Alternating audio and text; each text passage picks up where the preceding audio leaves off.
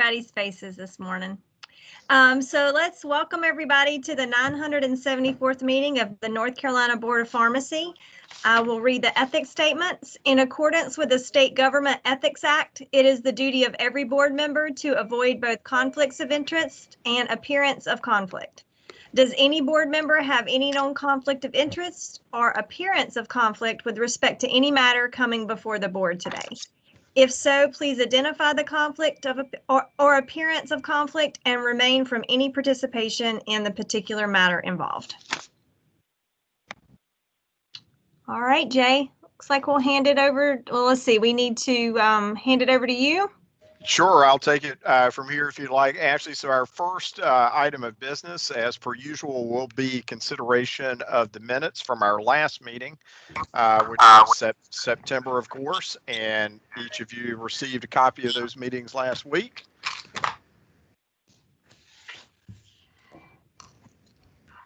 And so they could be acted upon. I'll make a motion that we approve the minutes from the September meeting. Second that motion, Keith. So yeah, Ashley, looks like we got a motion from Mr. Mixon, seconded by Dr. Vance, to approve the September 2020 minutes. So we'll need to do a roll call vote. Okay.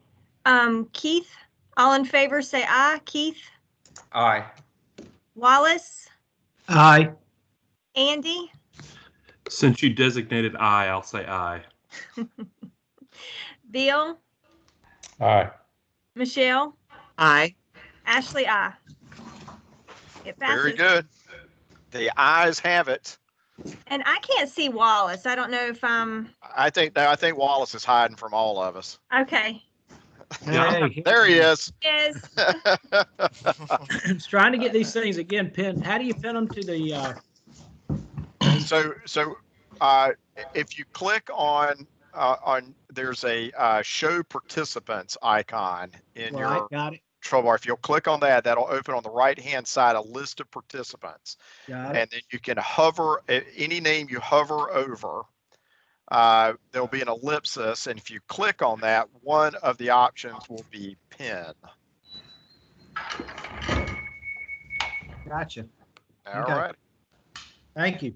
Sure, welcome.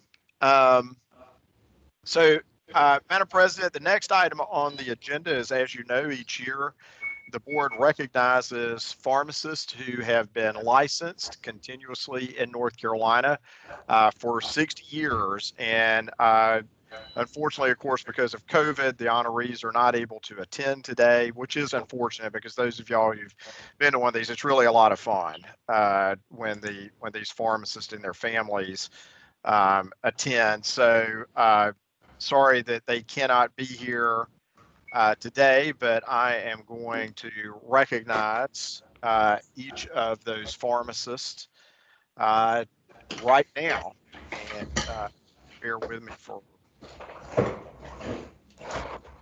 1 second. Make sure I have everything where I need it to be here. Is everybody still hearing me? Mm-hmm. Okay. I had my screen, my team screen appears to be frozen, but as long as everybody can hear me, we're good. So our 60-year pharmacist to recognize this year, and y'all, I'm sorry, give me 1 minute here to try to.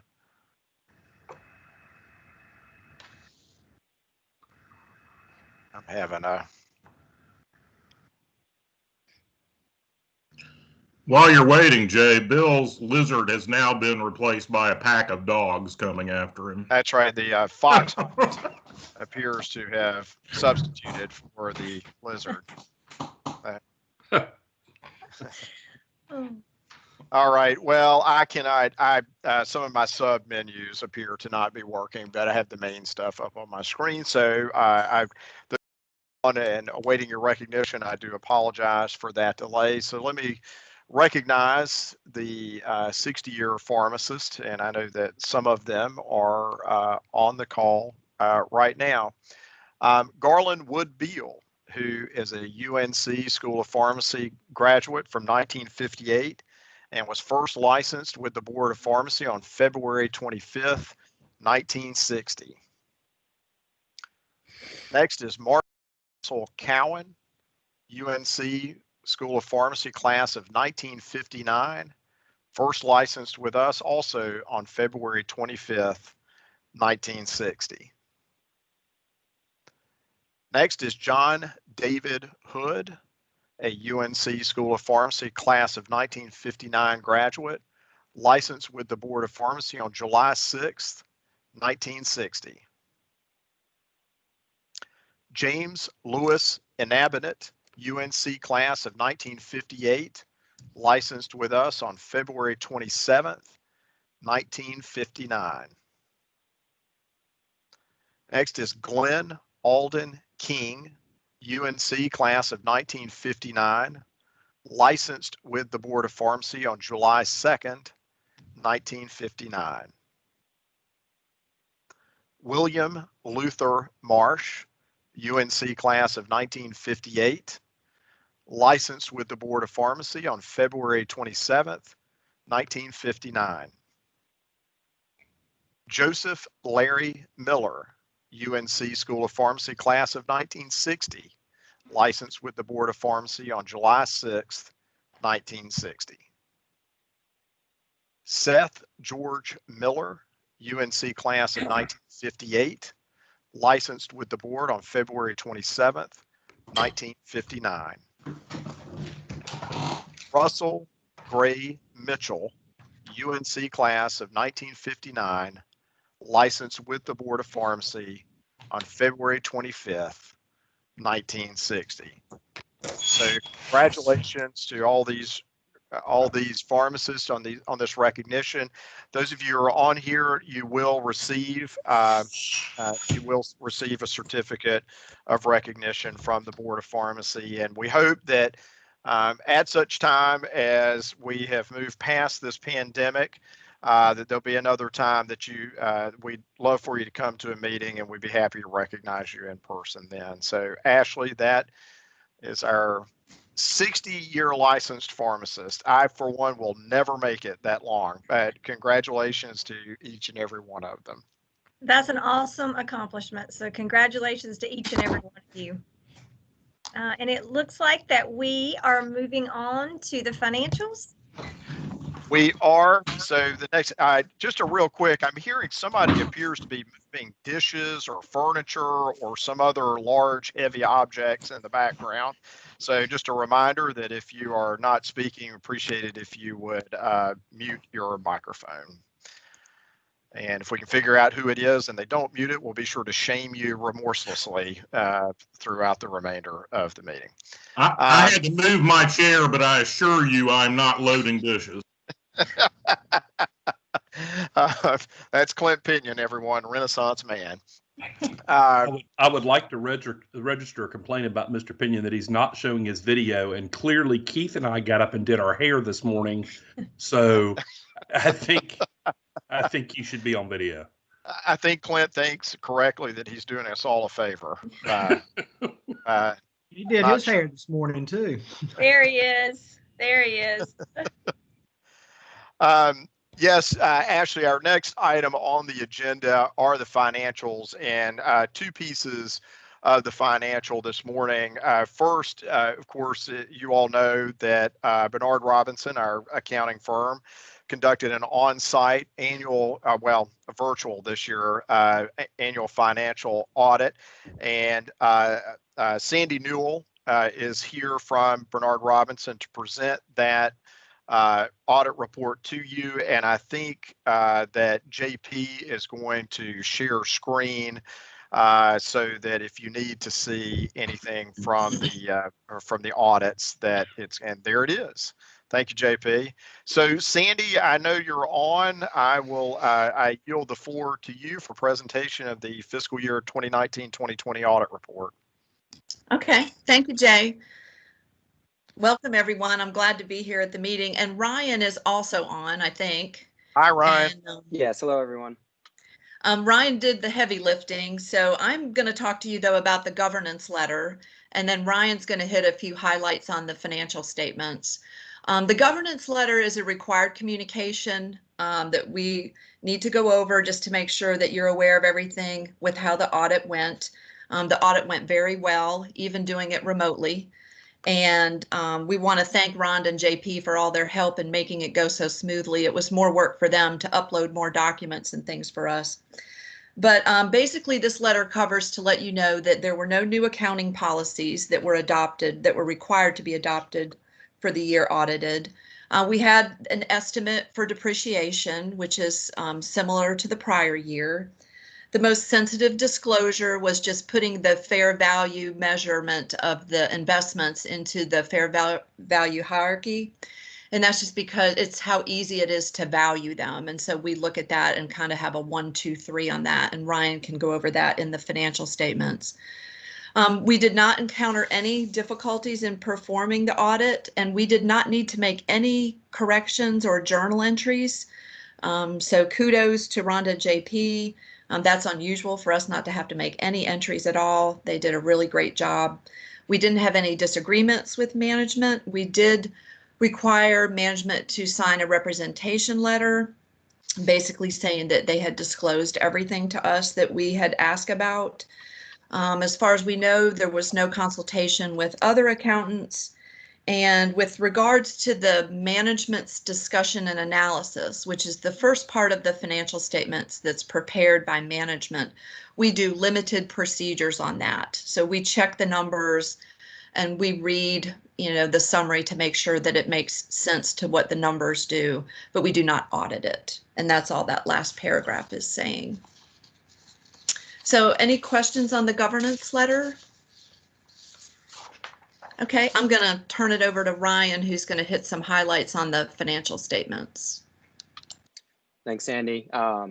Just to reiterate what Sandy said, everything with the audit went very well, especially with everything going on. So really appreciate Rhonda and JP getting the information to us and everyone else we worked with. It was really helpful to make everything get done efficiently. So jumping into the financial statements, I'll just go over them at a high level, but please stop me at any time if anyone has any specific questions. So just a reminder, the fiscal year 2020 financial statements are a full 12-month period, but fiscal year 2019, the prior period, was only a 9-month period due to the change in year end last year. So the financial statements only present 2020 results. If you move to the page labeled 1, as Sandy said, this is the management's discussion and analysis. This was prepared by management, but it's tied to the financial statement amounts.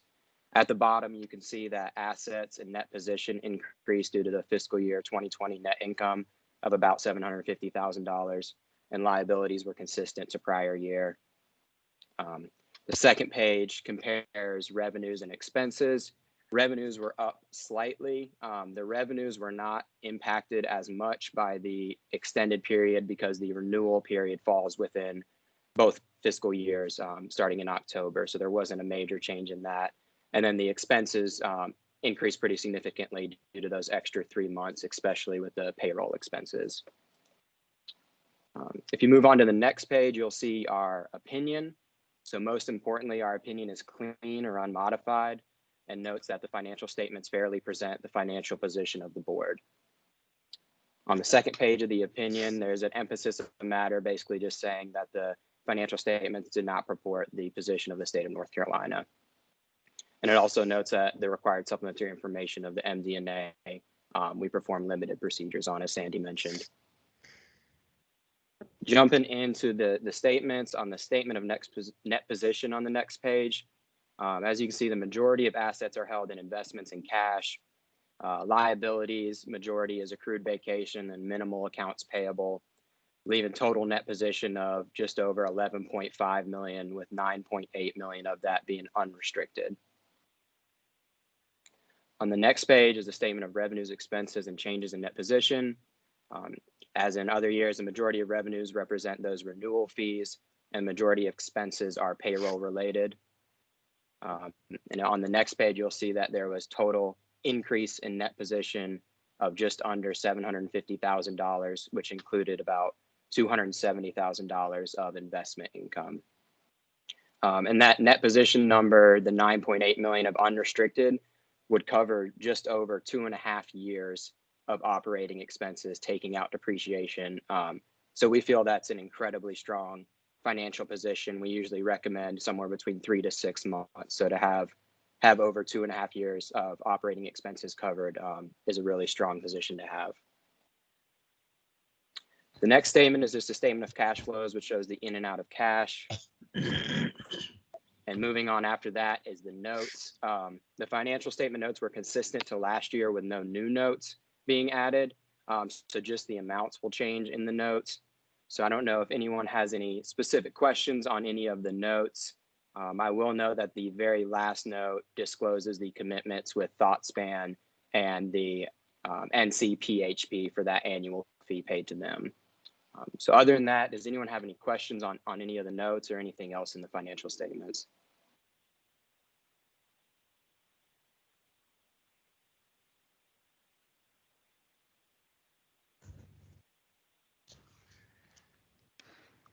It's always nice, Ryan, that there's not a lot for us to discuss. Yes, for sure. No, it was very, you know, even with everything going on, very clean year, no adjustments, as Sandy said. So just thanks again to everybody involved. Yeah, thank you, Ryan. Absolutely.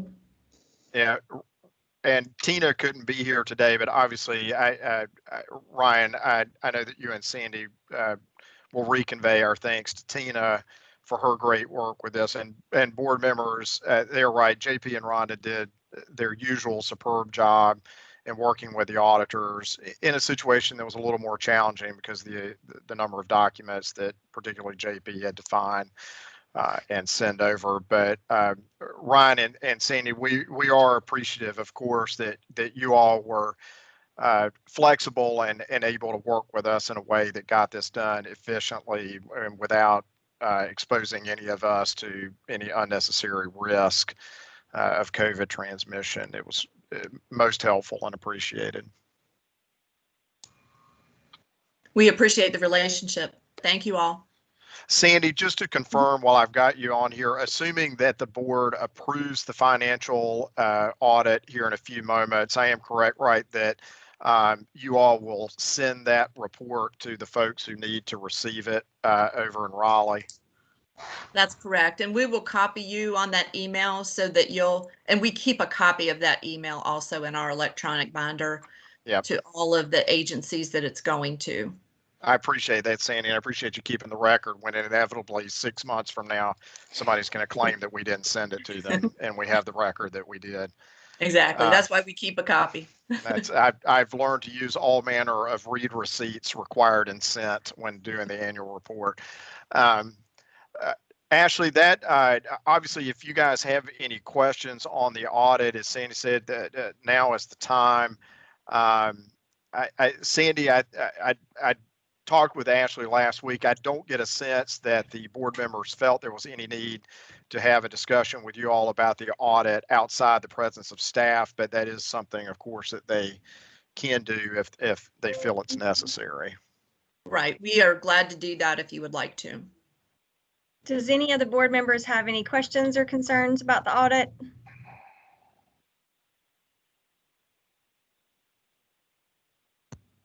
All right, it doesn't appear as such. So Jay, do we need to vote on this? Would appreciate if we could get a motion to approve the financial, the 2019-2020 financial audit. I'll make that motion. Second. All right, so we have a motion by Andy, a second by Michelle. So all those in favor say aye. Wallace? Aye. Andy? Aye. Bill? Aye. Keith? Aye. Michelle? We'll take her as an aye. She seconded, yeah, and I as well. So motion passes. Very good. Thank you all so much for that. And I will now continue with JP, who will update you with the October financial report. Of course, this is financial information for the current fiscal year. So JP, all yours. All right. Thank you all Thanks, so Ryan much. and Sandy. Thank you, Thank Ryan. you, Sandy. Thank you, Ryan. Bye-bye. Bye. I'm going to continue on sharing my screen. You all got the memo. It's kind of more of the same from last month. We're seeing a sort of a slower take just due to the pandemic restrictions on operating. JP, check your screen sharing. I think it just dropped out. Are y'all seeing it? There it is. I've got it. I've got Okay. it. Sorry. I think that was Sorry. me. Yeah, I was scrolling up to the top, so maybe I. No, I think that was a Jay Campbell problem, not a Microsoft Teams problem. There are many of those. Indeed, there are. The list is long and distinguished.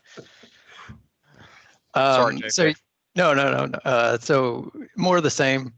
We're seeing the slower start. As we all know, the pandemic is continuing on, and that's sort of slowing a lot of our normal operations, as you all know. So that's making our operating expenses lower than expected. At the same time, we conservative revenues, not knowing what this pandemic was really going to cause on that front. So we're seeing a pleasant surprise of more than expected revenues already.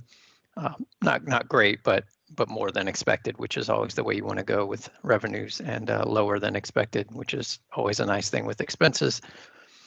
So that said, we're in a great place. I'm not going to delve into any fine details unless you want to. I'm always happy to provide as much detail as you want.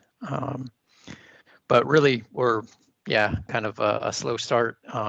As we all know, November is right around the corner, and we'll expect that sort of huge influx of our renewal revenues, which, as we all know, our revenues are seasonal here. So we'll get a huge chunk of money towards the end of the year, and then we sort of dole that out as the year goes on.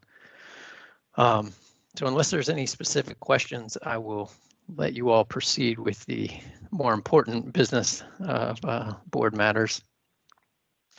I do, board members, one thing to notice in terms of reduced expenditures, a big part of that, which JP's memo alludes to, is that Ellen and her senior staff and their reorganization of the Investigations and Inspections Department to change some of the duties with some redefined positions in such a way that we did not have to hire in someone after Warren moved on to the Department of Insurance has been a significant expense cost savings for us thus far in the fiscal year. All right, thank you, JP. All right. Thank you all. Yep. Thank you, JP. Does anybody have any questions, board members? Doesn't look like it. Thank you, JP. Thanks, everyone. Asha, move on to the next item on the agenda, COVID-19 matters.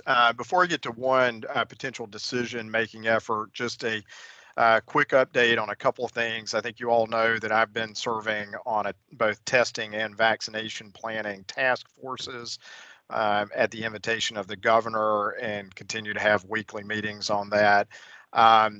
With respect to a vaccination plan, the state has submitted and did that yesterday or day before yesterday. It's plan, well, I'd say required of the federal Department of Health and Human Services to set forth a plan in terms of prioritization of the rollout of COVID-19 vaccines as they are approved by the Food and Drug Administration, either by dint of an emergency use authorization or full FDA approval.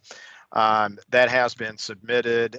Pharmacists, of course, as you all know from the action of the federal DHHS under the PrEP Act, that pharmacists have been authorized federally, and thus superseding any conflicting state law, to order and administer COVID-19 vaccines as they become available. So that is in place. Licensing and investigation staff worked very closely with Amanda Moore over at DHHS over the past couple of weeks to plug in some of our data so that when that time comes for pharmacists to be enrolled to administer order and administer COVID vaccines. That's the DHHS has all the information. That's done.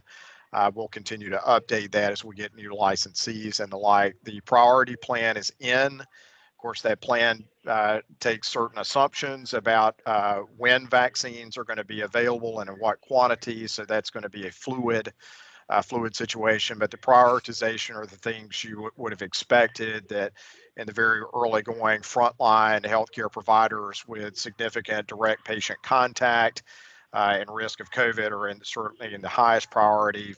Vulnerable populations and congregate living situations, that sort of thing.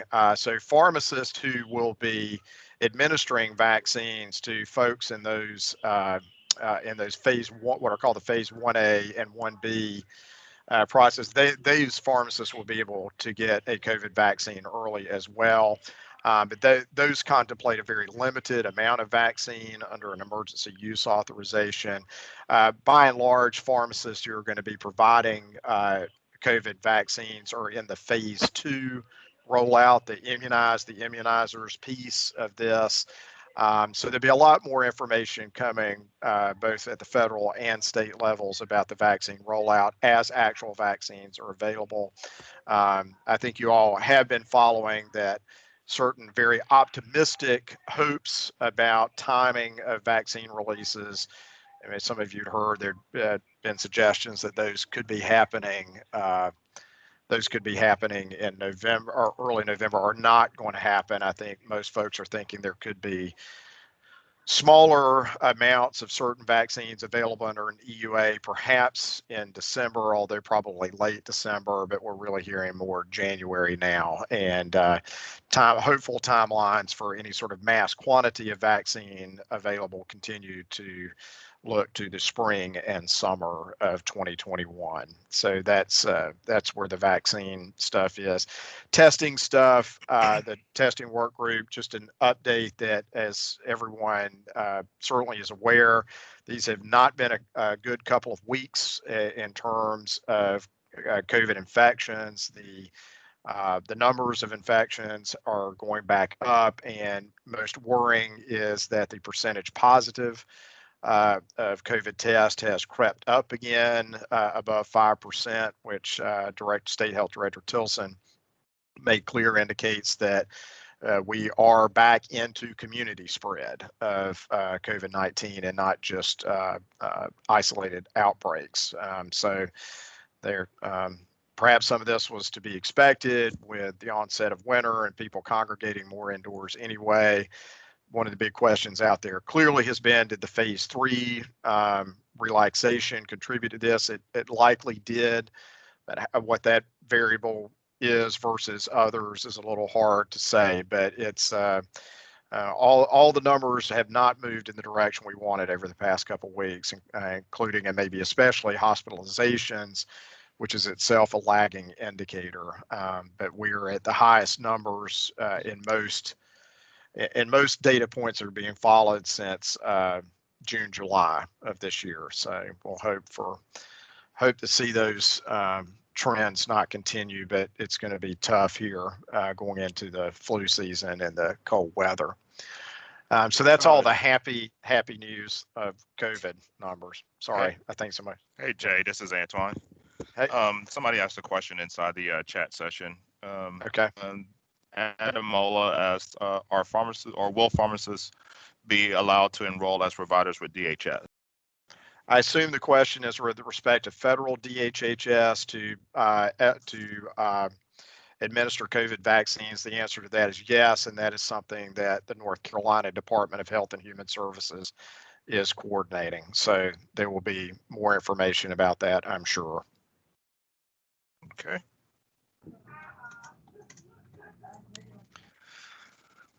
Board members, obviously I want to pause if anybody has any questions about any of that super great news I just relayed on the COVID front.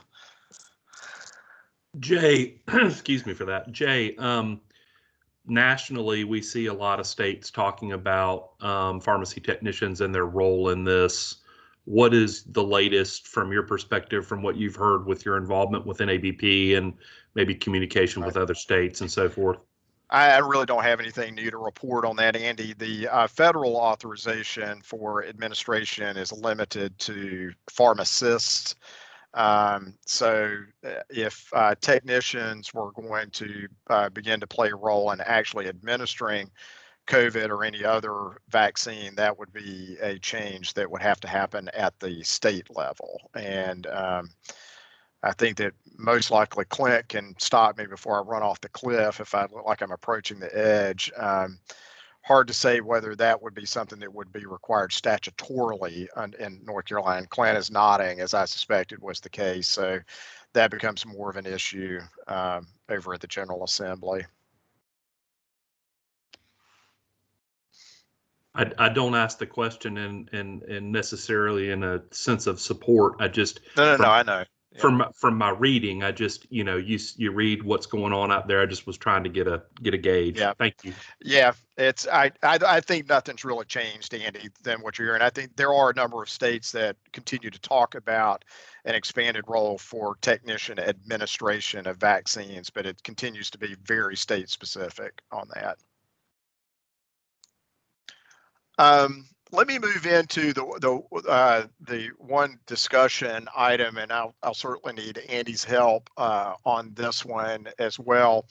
But in light of what we just discussed about the federal authorization for pharmacists to administer COVID vaccines to all patients age 3 and older, provided that the pharmacists meet certain requirements set forth in the DHHS declaration. And as you all know, and anybody who's listening in on this call, there is chock-a-block information about that on the board's website, stating what the federal requirements are for pharmacists to administer COVID vaccine to any patient age 3 and older, and then the federal authorization for pharmacists to administer, order and administer in both cases, certain pediatric vaccines. There is detailed guidance on the board's website about what that authorization is federally and how it differs from state law. So if anybody has any trouble finding that, as folks tend to do on the website, just shoot me an email and I can point you to that. But in light of pharmacists will be picking up and playing such an important role with the COVID vaccine rollout whenever that happens, Andy had raised some an idea about the board potentially sponsoring a continuing education course that sort of spitballing in broad terms would provide pharmacists with some background on COVID itself, some background on the different COVID vaccines that are under development, how they work, how each of those is different, maybe an update on the regulatory considerations for pharmacists who are going to be administering COVID vaccines, which is not very complicated at all, and maybe a couple of other pickups. And as you all know, members, the board typically does not sponsor a lot of CE, and there are some good reasons for that. But Andy had mentioned this is sort of ties in, I think, to the kind of thing we did when the board last sponsored a sort of big CE for pharmacists. It was when the board paid to create a CSRS training CE that we worked with UNC to develop and host on that this seems to be, or strikes me, and I think will probably strike a lot of you, as something that could be very useful for pharmacists in the state who are going to, need to get real clear on COVID vaccine and how to do that and what it's all about in a relatively short period of time. It could also provide a little extra immunization specific CE, which immunizing pharmacists need generally, and under the federal authorization, there's actually a slightly higher CE requirement for vaccinating pharmacists, so we could do that and just get that out there. And I have spoken with Amanda Moore over at the North Carolina Department of Health and Human Services about DHHS's interest in maybe co-branding with us on this and providing some folks to develop and present content. There seems to be an enthusiasm over there for that. So that's sort of what, and Andy, I'm sure I've left some stuff out, but at the very high level of generality, that's sort of the question is, would the board be interested in using some of our capital reserves? And I mentioned, Andy, we did partner with UNC to do that last time. Seems like it probably wouldn't be a bad idea to partner with Campbell this time to rotate that around, and that is not leaving out Wingate and High Point. I had contacted both of those schools, and neither of those schools is at this point an ACPE provider of continuing education. So, Andy, I'm sure I left stuff out, so take it away. Jay, you really did a great job actually covering what we've talked about. Excuse me. The only thing specifically that we talked about that you didn't mention was that we're thinking about it like a 2-part series, that we would hit people with part 1. It would be an hour. If we can get this thing pulled together, it would be great if we could do it by the end of the year. So maybe a November and a December, 1 hour each. So part 1, part 2. We would do it as a live event, obviously, virtually, and then record it so that folks can go back and grab it later if they're not available or if they need CE in the future. As you guys know, if we accredit something with ACPE credit, as a general rule, it's good for 3 years. So we can record it and then use that, in the following year or 2 years after that. So that's basically it. We don't have an exact number yet. Obviously, we would come back to you or whatever Jay it says is appropriate. We could come back with a specific number as to what that sponsorship might be. But in concept, I think we're just asking today from a concept perspective whether there's support from the board to do this. Thank you. Jay, this is Wallace. I believe that there is probably a real need for this, that is probably a good idea, and especially for the timing, that if we went ahead and got involved, it would hopefully be able to pull something like this together, make it available maybe quicker than what might pop up from other areas. And so anyway, I think it's a really good idea. I know that with our system is just they're mad into the planning of how this thing's going to work, and down to yesterday they identified a pharmacist at each facility that was sort of a coordinator. I don't remember the title they used, but some kind of a coordinator for the vaccine. So I just think that it's very timely, and I think it's well within our scope of what we offer to make it available. That's my 2 cents. I think it's a great idea. I think we all kind of are a little nervous, and so I think this will definitely help us all out and make us have a little bit of peace of mind about it. So thank you, Jay and Andy, for working on this, because I think I speak for most pharmacists that this is going to be something that we all want to do. So thank you. Let me throw out a suggestion here. Given that we want to move relatively quickly on this, or as quickly as we can respond. Talked about one of the challenges we've got, of course, is we don't know which vaccines are going to get approved and when, and that sort of complicates this a little bit. Although, Andy, you and I can talk offline. I have some thoughts about that, about dealing with that. But I think once we identify and sort of get the outline of what we want and figure out, which I think would be a very quick process, who we think the presenters ought to be for this, we're going to want to go ahead and move pretty quickly. In terms of cost, we'll work with Campbell, just like we did with UNC a couple years ago, and figure out what those costs are going to be. But one way that we that I would suggest we could arrange this so that if we get to a point that we think we can move on this before the November meeting, which we might need to do, is you could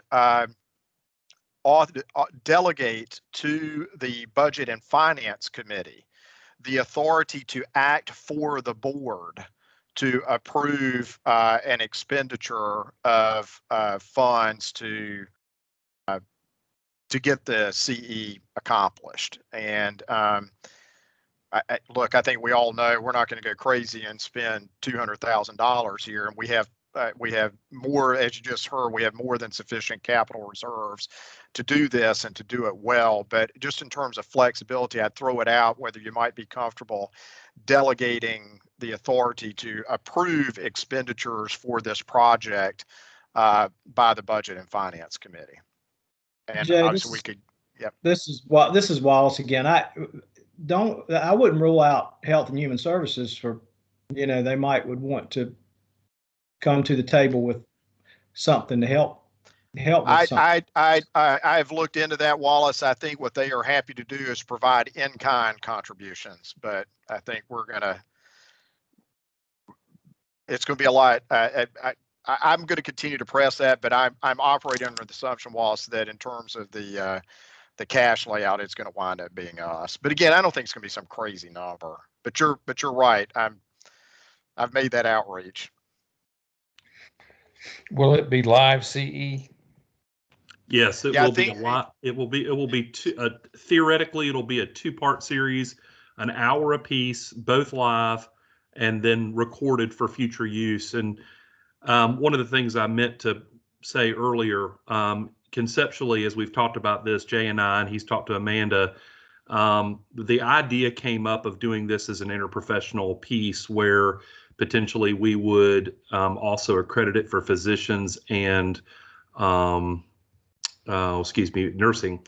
I would like to hear the board's thoughts on that. I could see that going both ways. I don't mean to be selfish or completely pharmacy focused, but we do have some specific things that are pharmacy related in this project. So I'd like to hear the group's thoughts on, would you like to see it be interprofessional, or would you prefer we just focus on pharmacy? I personally think including physicians and nurses is a great idea. Okay. I mean, it's going to affect us all. So I think the more the merrier. This needs to be a whole community wide of getting educated about the vaccine. So I like that idea, Andy, personally. Okay. As long as it meets the needs of the pharmacists. I mean, we can't take on educating the entire healthcare population, but if we're going to pay for it, it needs to meet the needs of the pharmacists, and whoever else wants to participate, that's fine. And on that point, Bill, I certainly would say if I can reach out to my colleagues at the nursing and medical boards to gauge their interest in that, and if they might be willing to share some of the cost on this, but I will certainly do that if interprofessional is the way you'd like to go. That's easy enough. This is Wallace. I agree with Bill. I think this, we ought to really keep this focused on pharmacy, not to exclude other things, but I think you bring in more people, you've got more complexity to it, and your message can get, I won't say lost, but it can get sort of down in the weeds with a lot of other aspects. I don't know. I'm trying to process it in my mind right now, but I sort of think the focus needs to definitely be on pharmacy. As we were talking about in the beginning. It depends on the content and what the content's going to be. And Andy, Jay, do you think we're going to have more than one approved vaccination to be administering? Yes. I don't know how many total it's going to wind up being, but yes, I think it's a certainty that there's going to be more than one approved COVID vaccine. Now, what the timeline winds up being as to how those come into the market, I don't have any good sense for it, but yes, I think it's certainly going to be more than one, maybe as many as 5. So will this board-sponsored CE be more on how to select which vaccine and who gets what and the benefits of each, or is it going to be more tailored to the clinical administration aspects and regulatory aspects? I mean, my sense, Bill, is it's probably going to be more the latter than the former, at least at this point. Although I think part of what we would need to do is go out, and we could certainly go out and find somebody, and I have a couple of somebodies in mind, and Andy probably does too, who are following very closely the development of different types of vaccines. But in terms of thinking about timing, if we want to go November, December, I think as a practical matter, what we would have to present at this point would be, here are the prime candidates for approval from the FDA, and here's how they're different, here's how they're similar, and whatever we know, recognizing that that's going to be incomplete. And maybe what we wind up doing is come the spring, we may figure out that we have a need to come back and do a supplemental program as the specific vaccines are achieving, which we could certainly do at that point. And let me go back and pick up one thing on the interprofessional. Andy, maybe what we can do, and you and I again can talk more about this offline, but I think that recognizing Wallace and Bill and Ashley's perspectives on this, I think what we can do is develop the content. We should go ahead and develop the course that we think pharmacists are going to need, and then we can shop that over to the medical and nursing boards and say, this is what we're doing. If it meets your needs, we'd be happy to work with you to get those raised. Or potentially there could either or both of those boards or others may decide they want to use part of ours, and then they'll produce their own part 2 that's focused on nurses or physicians, and they could work with Campbell or somebody else. We can, I think there's a way to accomplish both of those things going forward. I agree, Jay. Yeah. Where was it?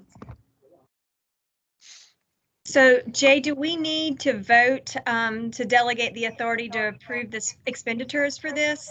Yeah, my suggestion would be, if someone were interested in making a motion, that a motion to commit the board to producing a COVID vaccine CE program as described today, and to authorize the Budget and Finance Committee to approve appropriate expenditures to complete that project. I will make that motion as you stated it, because I can't state it any better. I'm not sure I stated it all that well, but I think it'll get us where we need to get. May I amend the motion or ask for an amendment to make it specific to pharmacists? If it's not out of order, I would like to weigh in on where it should be. And I feel like I do totally understand and appreciate the fact that it needs to be something that's really geared towards pharmacists. But I think this is a great opportunity for the industry, for the pharmaceutical industry, to bring these other ones together. Where else are they going to get the best information on this vaccine to pass along and to help educate their patients? I think that this is a great opportunity for pharmacists to be able to do that while respecting what Bill is saying and having it really geared towards the pharmacists. You don't want to water it down so much that it's of no benefit to them. And to add to that, oh, go ahead, Keith. I was going to say, I agree with you. That's a good point. Yeah, and I was just going to add to what Michelle is saying, that Jay and I had a discussion on Friday that this is a great opportunity for pharmacists to really be a great leader in public health and immunizing. And so if we can really bring everybody together, it's really going to show our worth as pharmacists as a part of, immunizations and a part of public health. And to me, that's one thing that we can come out strong as pharmacists in all this COVID mess, is that we are going to be a part of public health and we can stand the test of time to vaccinate people. So I really totally agree with what Bill's saying. It's no good to pharmacists if we don't have the education that we need to administer the vaccine, but it's a great opportunity to bring nursing and medical into it to see what we can do, and we can all work together in this, because this is a public health crisis. Exactly. Kirk, listening to these meetings is so interesting. I'm sorry, I just a request for members of the public, happy to have comments. If you would, please indicate in the chat that you're interested in speaking so that the president will have an opportunity to recognize you to do that. Thanks. I'm sorry, Ashley, you're back to you.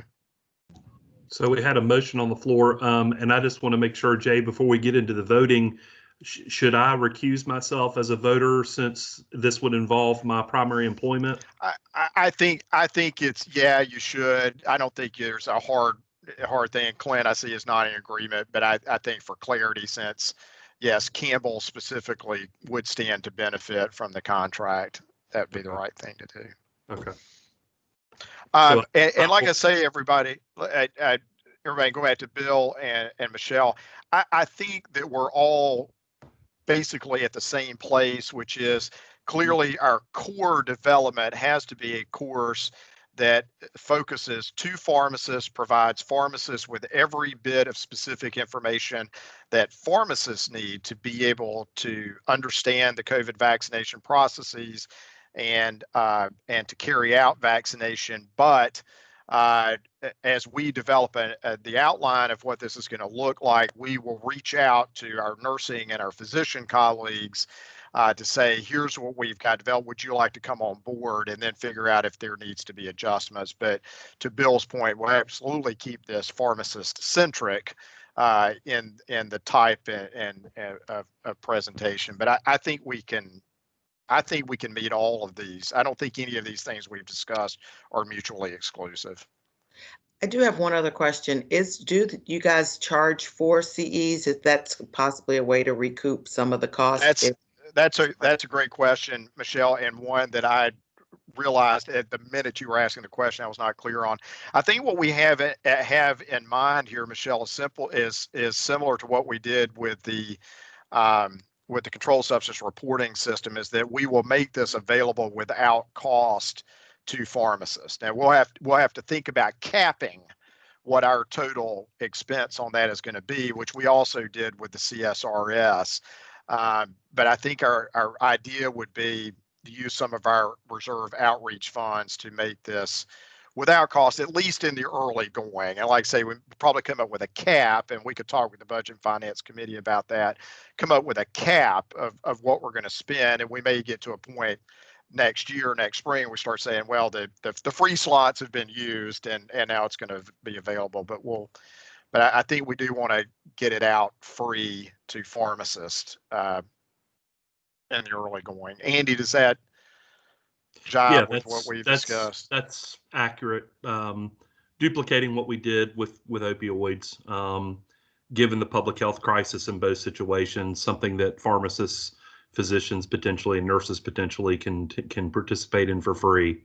But like Jay said, there would be a cap to how much money the board would spend. It wouldn't be limitless based on, a very high number of participants or something like that. We'd have to cap it.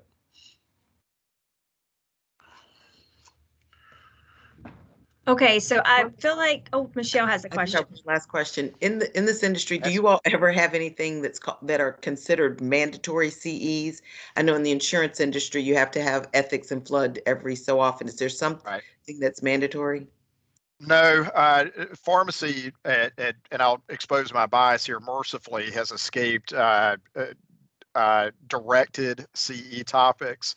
I say that because you're right. I know, Michelle, you as an insurance person, you have mandatory CEs.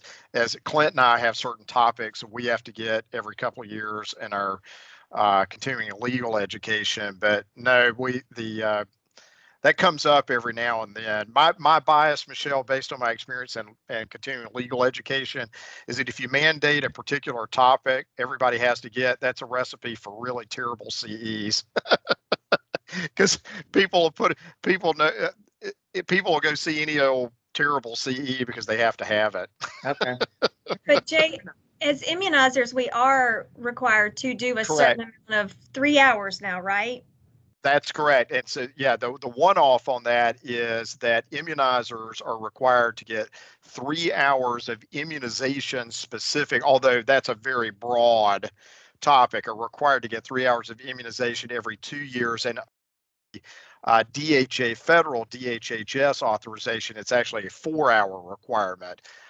So that's the sort of break point, Michelle, is that immunizing pharmacists are required to get immunizing CE, defined very broadly, but it's not super granular. But this would serve that function, Michelle, for immunizing And pharmacists. and Michelle, just as a guy that's been doing CE stuff for 20 years, there are states that do what you're describing. We just don't do it in North Carolina. So if you look at other boards of pharmacy in other states, picking Florida as an example, they require an HIV update every couple of years. There's some states that require a law update every year. Virginia popped out a year or two ago during the opioid crisis and required everybody to get something on opioids for an hour. So it's just something that we, as Jay described, we've been able to avoid in North Carolina, but it does happen out there. Okay, thank you. Yep.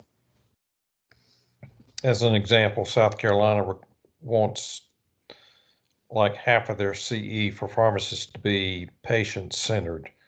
Well, who's to say what CE program meets that requirement?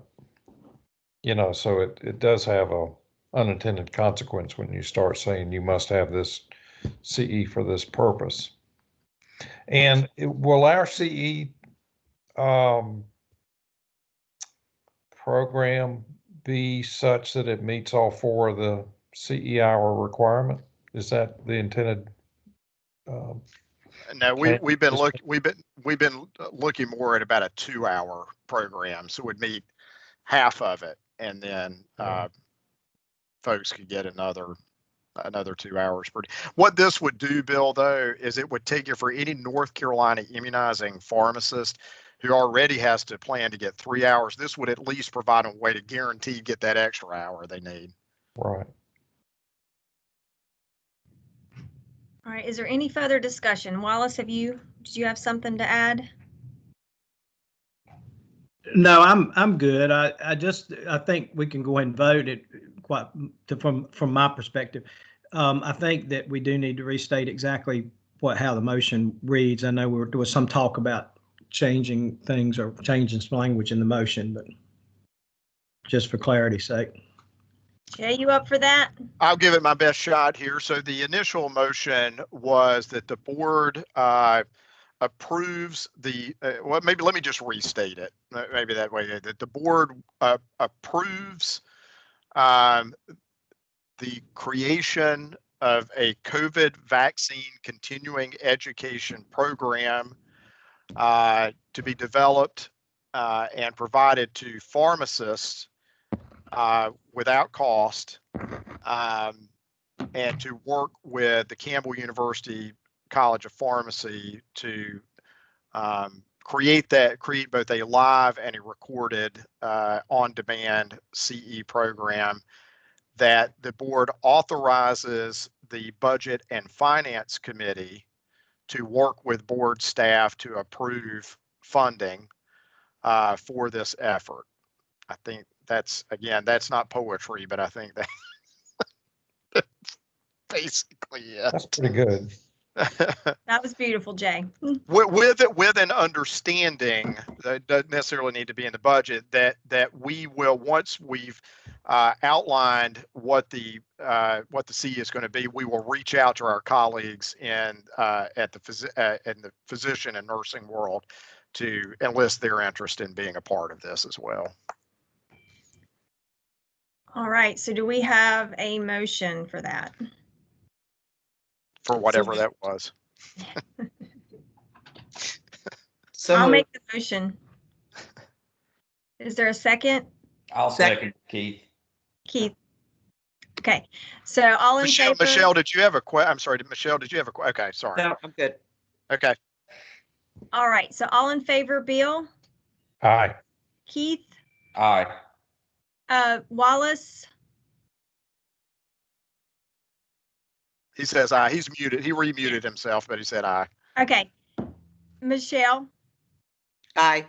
And Ashley, aye, since Andy is not voting. So motion passes. Very good. Well, we'll get to work on that. Andy, obviously you and I will be in touch here in the next couple of days. I've got some stuff I can send you for some more thoughts on that. But we'll get it done. Thank you, team. I think it's going to be great. Thank you.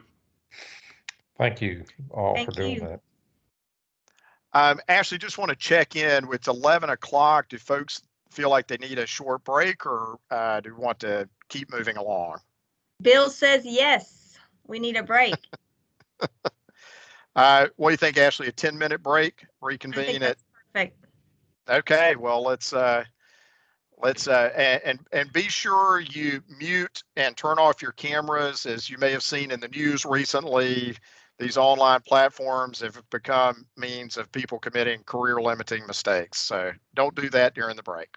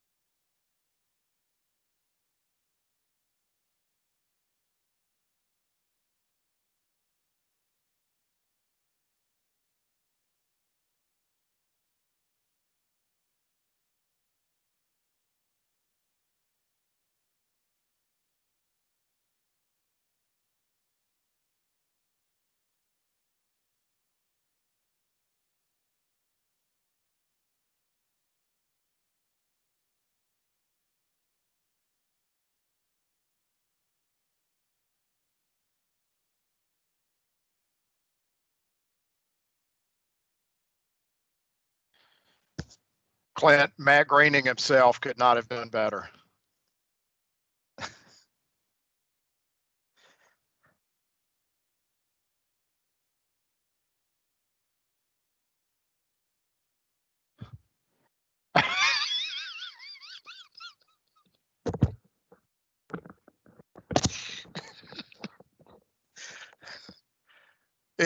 Not only is it good in and of itself, Clint, but that you have Stanley, I think, in the background just really takes it to the next level.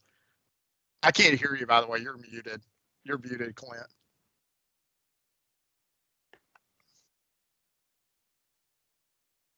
I still can't hear you, Clint. You're on mute. I said beats Bears Battlestar Galactica. This one is a little more subtle than the other ones. I didn't know that I had this one on at the outset until I started getting emails from staff folks. Well, you shouldn't have taken Stanley away. Kristen just emailed and said that's the one. Stanley's the one. Yeah, Stanley is the one. Has she seen this one? I don't know. Kristen, have you seen The Simpsons here? Yes, I have. I like them all, Clint. I think I have to move over for right. Godzilla. That's if Bill can hear us, that's the Bill Mixon. It is. Right. That's my favorite, Clint. You like that one? That's my favorite. Okay. That was pretty good too. Okay, you got to see them all. Beats Bears Battlestar Galactica. Ashley, the Office one with Stanley in the background, there's a long background to that one. Stanley is my spirit animal. Yeah. Now you'll never be able to unsee the similarities. Ashley, several years ago, one of those Facebook things went around that said, replace your profile picture with a profile picture of the celebrity you think you most resemble. And Clint replaced his with Stanley. Of course, Clint, being the deadpan he is, didn't say anything. And I logged on to Facebook and saw that and fell out of my chair. Amy was like, oh my God, what happened? I said, you got to see this thing. It's so perfect. Did Ellen tell you my comment yesterday? No. I kept on looking at Joe Jordan, and you get your mind goes your mind goes crazy. Yeah, I was like, if there was ever a real life Simpsons, he could play Smithers.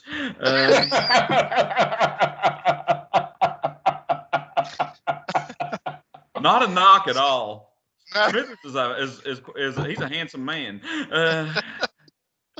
This is the kind of content the public this is the added value content for the public here when we have to do these online meetings. Would the Med Board give you this? No, I said. No, they would not. Certainly not. I see. Well, I think as soon as we see Bill come back on, Ashley, we should be good. Okay, that sounds good.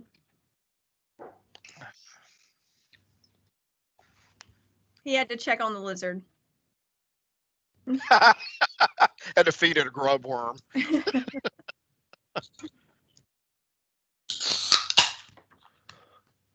This is not career limiting, right? No. Wallace, if Diet Coke is career and life limiting, I would have been both unemployed and dead 30 years ago. So that's checking. I mean, you never know these days, That's the special COVID formula of Diet Coke. It does have alcohol. I think it's 10%. Exactly. It's no, some that's sort in of the glass, before the Coke goes in. Some sort of Coca-Cola White Claw merger there.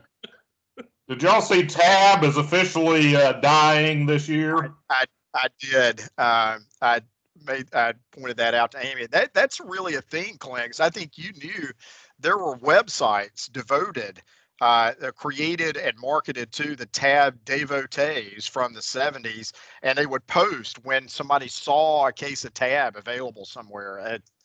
Jill Wilson drank a can of Tab every single day until she could no longer find it anywhere. Here's what I want to know, Clint, is what Superfund site is all the remaining Tab being dumped into? I'm sure they're selling it at a profit somewhere. And what kind of groundwater monitoring do they have to? They're putting it on eBay at $100 a case. I'm looking on Amazon right now.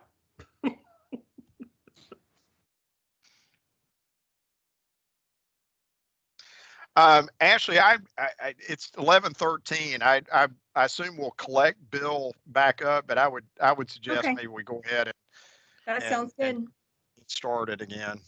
Okay, so we're at licensing report with Missy. Correct. So Missy Betts, it's all you. Good morning. Can you guys hear me? And we can see All right, awesome. All right, great. So your first graph under the tab is I updated the license numbers. I'm going to talk about a couple of things, but one thing that I thought would be appropriate would be to kind of update these exam licensure numbers from last month. So we don't typically include October in the peak months of exam candidate licensure, but we did this year because people are still getting licensed. I think that seems to be the trend, that the exam candidate licensure numbers are going to kind of be a little steadier for longer than previous years. So, in this year, October of 2020, so far, and October's not even over yet, we have 40. Very typically, we have 10 or 11. So, as you can see, October is going to be a bigger month than it has been in previous years. So I just wanted to give you, an update about that. The second chart is one that shows how many exam candidates were licensed during the peak months. And I updated it from last month to show the end of 9/30/2020. So as you can see, we're right on pace with last year. So that's great. And in fact, Missy, we'll probably wind up a little ahead of last year because of this longer tail that we're seeing at the peak licensing. I think you're probably right. Any questions about the licensure totals? Yeah, I do. This is Bill. Okay. So if a candidate is licensed in October of 2020, will they be required then in November to renew that license? Yes, they will. So the policy is anyone licensed before November 1st will need to renew. And if you're licensed after, then you don't until the next. So if you get your initial license during the renewal period, which starts on November 1st, you actually get licensed through the end of 2021. Okay. Anybody else? Nope. Okay. All right. So to kind of dive into what Andy talked about last month or asked about was the, test failures, test passage rates. I did look at the numbers and it is, to me surprising, but in last year of 2019, more people failed than this year in 2020. So I did kind of a calendar year look, and these are the numbers that we came up with and broke it out into actual tests, the NAPLEX and the MPJE, and you can see those numbers there. So people are failing less this year, which, there could be a number of reasons why, but it's surprising to me. But so I think it was a really good question, and it was a good, it was a good look-see to see what's going on. So I appreciate that, Andy. Thank you. And so board members, so too, this indicates somebody who failed an exam. It doesn't mean that they weren't licensed ultimately. Remember, every candidate has five chances to pass each of the licensing exams. So, it's almost certainly going to be a case that the majority and the substantial majority of applicants who failed one or the other of those tests the first time will pass it on a subsequent attempt. So, but that's just the raw failure numbers. And that's out of how many total candidates, total licensors? Right around 500 or so. So a slightly less than 10% and at least one-time failure rate on the NAPLEX, and something around a 7% initial failure rate on the NPJE, which tracks almost perfectly overall national pass-fail rates on both of those exams. And keep so in mind, we still allow 5 attempts? Correct. But not more than 5. I know we had a discussion Correct. about that a number of years ago. Right. Well, we actually have a rule about it now too. So, yeah. And do keep in mind that, 2020 isn't over yet. So, these 2020 numbers may increase some, but I don't think that they're going to increase as much as to level off from 19.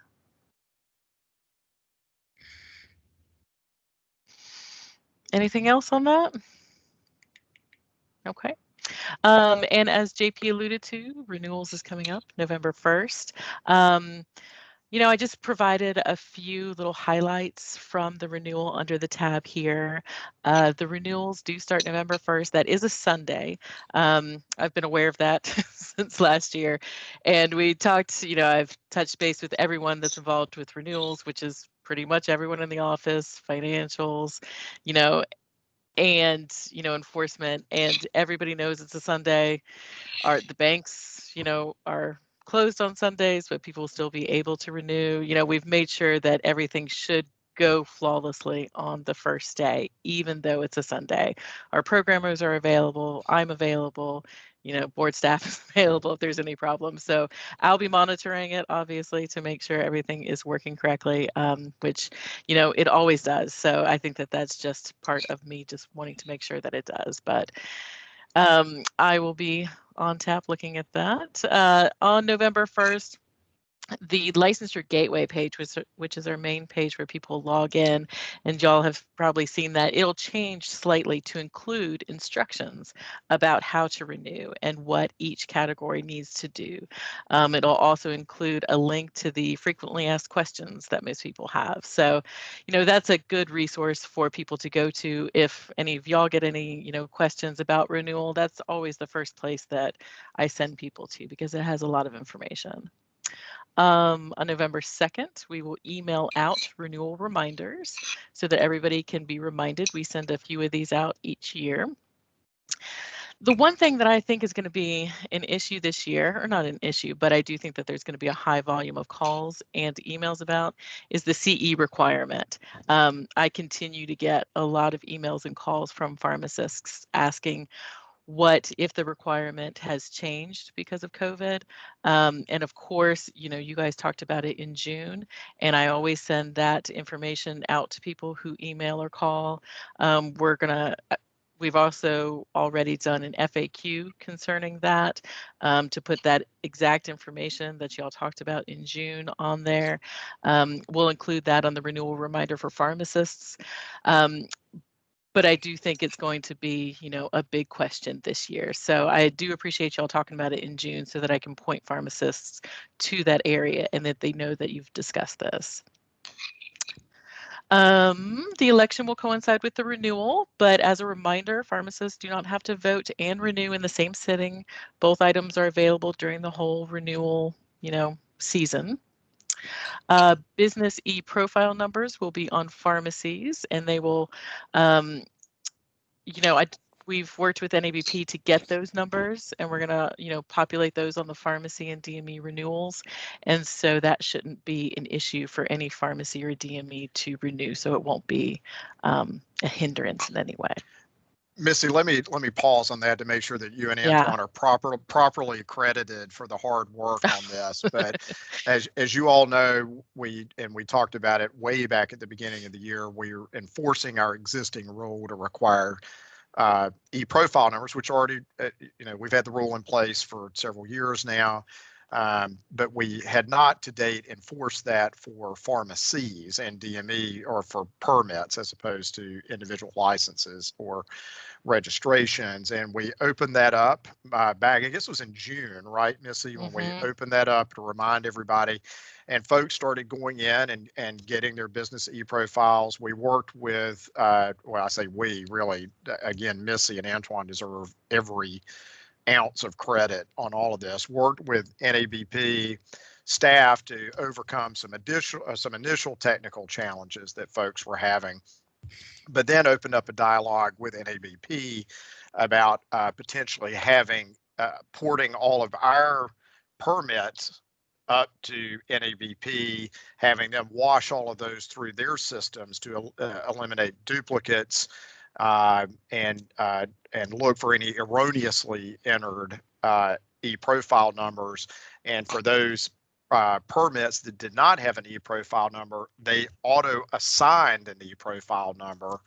All of that information came back to us. It has now been scripted by ThoughtSpan into our system, so that any pharmacy, every pharmacy and DME facility that logs on to renew their permit, they're not going to get stopped and told you've got to go get an e-profile number. It is in their system. It's in their system now, and folks will see that as they do their renewal. Any pharmacy that already had an e-profile number still has the same one. Nothing changed. But for any permit that didn't have one, they have now been auto-assigned. That was an enormous piece of work, both from the NABP standpoint and from our standpoint. So know that Missy and Antoine did terrific, hard, and timely work to get that done.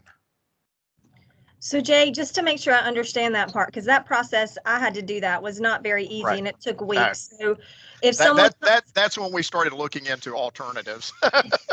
So if somebody comes in and renews their permit December the 1st or December the 15th, they all will have one assigned to them, so they do not have to go to through that process and cannot renew their permit. Okay, great, because that was not an easy process. So thank y'all very much for doing that. Yep.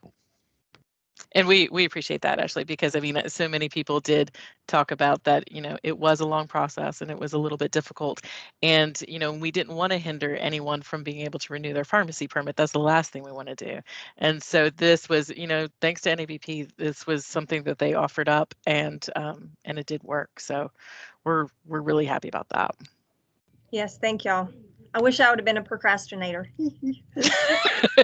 No, actually, you're not looking at it the right way. See, what you do, you were out front as the leader that you are. You showed us the problems and pointed the way for better solutions. See, so that's the way you need to think about it. And I'll buy you a bottle of wine to make up for it. I'm right there with you, Ashley. Y'all are leaders. We appreciate you. Sorry, we'll leave, but we'll start tomorrow. Not much more on the highlights. That was a big one. The fees are the same as they always have been. And then the last two bullet points are just the deadlines for renewal, just kind of as a reminder for everyone. Any questions on renewals or anything? And if anybody ever has something to say to any of y'all about renewal fees, do remind them that the last time there was an increase in fees was 2003. So if anybody, whatever our merits and lack of merits are, we've done a pretty good job controlling cost and being efficient. I would bet there's not a single other state agency that has not increased its fees in 17 years. So a little bit to do with purchasing that building. That was that, and that being able to close the Newton office and shifting all of our application and renewal processes online were the three largest contributors to that. You guys were far seeing, Wallace, when you bought this building. I thought it was a good idea.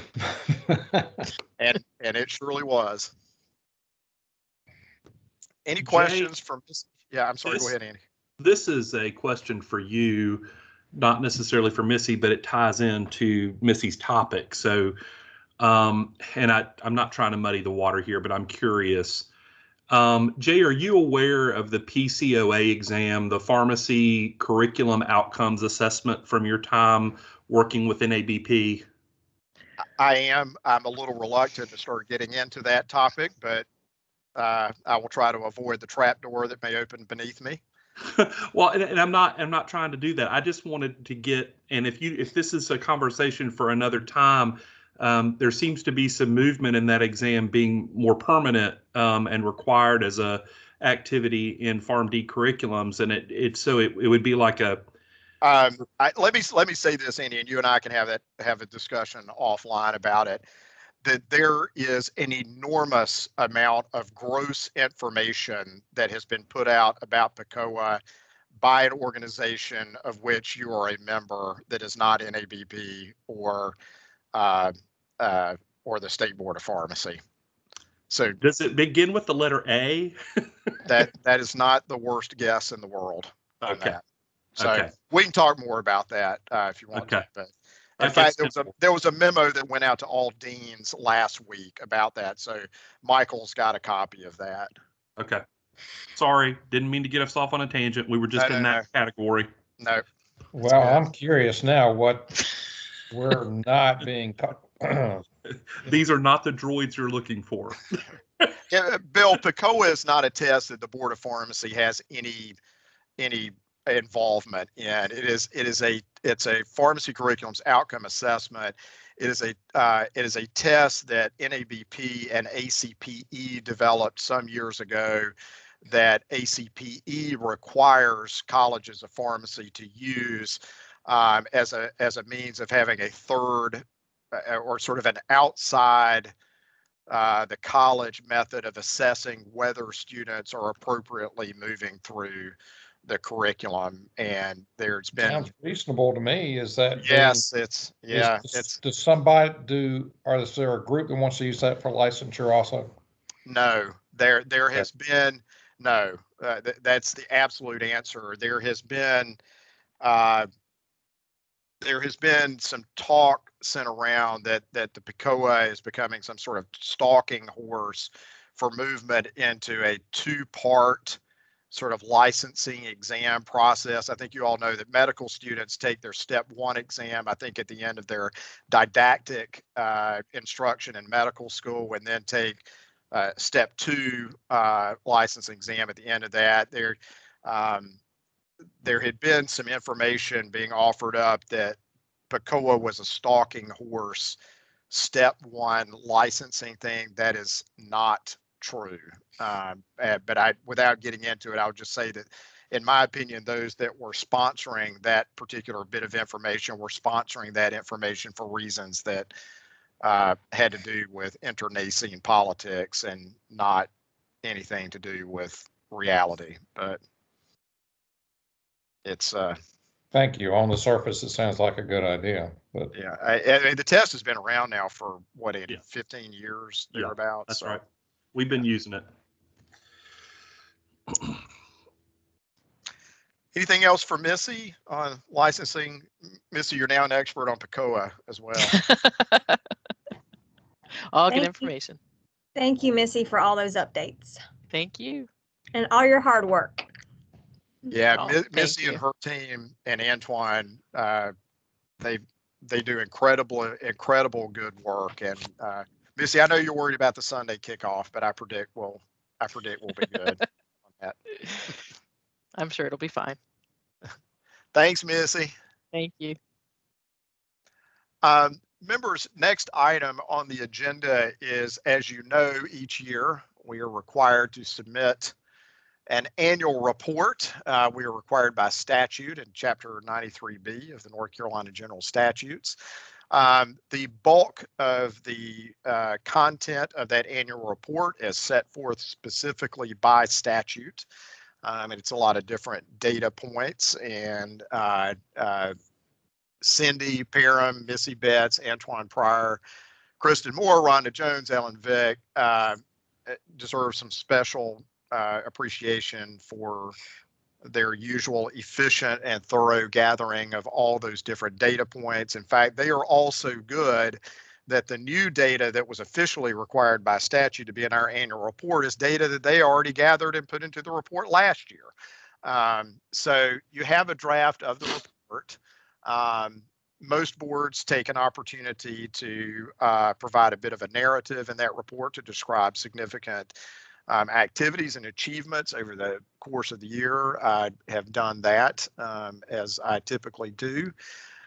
But the draft, the report is due October 31st. The financial audit has to be attached to that, which of course we'll do now that you've received that and approved it. But just wanted to see if everybody was comfortable with the draft, and if you are, or if there's something that you think needs to be added or changed, I've certainly got time to do that. And if not, would need a motion to approve that annual report for submission to all the parties to whom it must be submitted, which is a lot. Well, this is Wallace. I'd make a motion to approve the report. I'll second. This is Andy. All right, so we have a motion and a second. So all in favor, Bill? I'm in favor of approving it. Keith? Aye. Andy? Aye. Wallace? Aye. Michelle? Aye. And I as well. So it is Very approved. good. Thank you all very much. And I will also be sure when we submit this report, I will make sure to get a copy to Robert Graves, because he's discussed in the report as well. And since he's not a member of the board anymore, he wouldn't get one as a matter of course, but I'll make sure that he gets a copy of it as well. Wallace, I appreciate you making the motion. Was that because I made sure to include in there that you'd received the Order of the Longleaf Pine for your prior service on the Board of Pharmacy? I did have to make note. I did not see that, Jay. Well, I did. So okay. I give you all every kudo that I can get into that annual report every year, because you deserve it. Next item of on the agenda, Ashley, is a couple of updates on the compounding MOU. One is that, as we've discussed several times, as we keep this on our front burner, the FDA released what it dubbed its final version of the MOU back in May.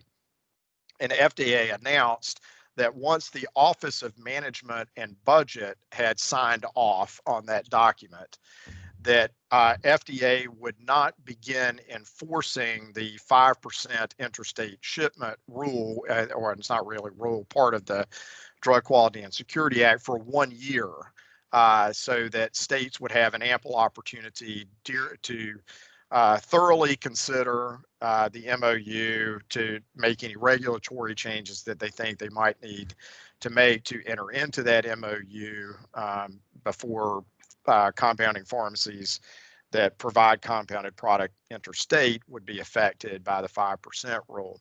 FDA's expectation that OMB would sign off on this in June has proved not to be, their hopes have not been, or their wishes have not been granted.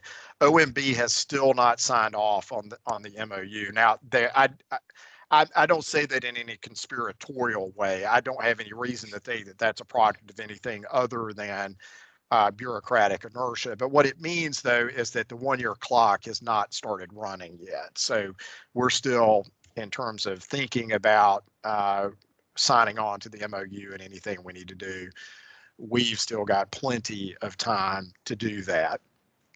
The second update is that, as you all know, I participated in a call on October 7th, excuse me, with some senior NABP staff and some senior FDA staff and staff from several boards of pharmacy. We've talked about before, and I included, again, some information about that NABP has been granted a significant amount of money to set up a system whereby compounding pharmacies in an MOU participatory state could submit the compounding data that is required of a signatory board under the MOU directly into that system, an NABP system would collate that data, produce the reports that would need to go to FDA annually. Those reports would come back to the individual board of pharmacy for review prior to submission. But the bottom line is, as we've discussed before, that if that works, the real administrative burden, as it were, of entering into the MOU would largely disappear for us and for any other participatory board. So it was a good and lively call. I think NABP has gotten the information it needs to get this thing set up. It hasn't happened yet, and of course, we won't start communicating to pharmacies in the state that's available until it is available. But I did want you to know that project continues to move along, and I continue to be very optimistic that that's going to be something we can participate in, which would make your decision about whether or not to enter into the MOU, I think, much easier to consider on that. So those are the two updates that I have on that. Actually, I lied. The one other thing I'll say is that next week, Ellen and Crystal and I will be on a call with FDA. They're having their annual intra-government or inter-government meeting, and we're going to be on that. And I expect that there will be some discussion of the MOU, and I'll certainly report back anything that I hear on that. Thank you, Jay. One thing that we're going to need to think about, and now is not the time to discuss that in any detail because we don't have the information we need to do it, but that is if we get to a point here in the coming few months in which we are participating in the pilot, the NABP pilot, and we're satisfied that that's going to do what we need it to do to satisfy our data collection and reporting obligations.